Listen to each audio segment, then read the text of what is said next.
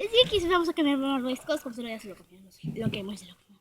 Miren el mío, o sea, qué exageración la que. Y lo miren, el palito se quemó y te estaba apagándolo ahí. Está bueno. Les recomiendo. Si tienen un abuelo que tenga un rancho, vayan. Y que los hagan una fogata o que los prenden allá como en la lumbre. Muy rico que queda. En serio, si quieren, pruébenlo. Háganlo en su casa y pruébenlo, miren. Queda muy tostado, se lo tostan mucho.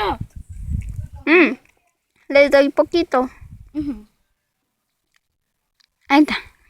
Ahora ¡Qué asco! Me comí del árbol. Porque lo pegó al roble y se me quedó ahí pegado. Rico. Saboréenlo. Lo que puedo no sabe rico, sabe feo. Yo lo que voy a hacer lo quito porque jamás he comido cosas quemadas.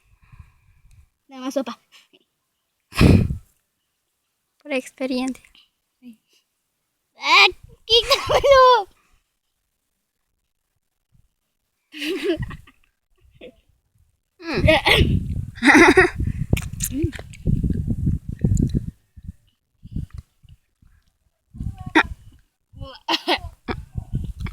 Me voy a ahogar.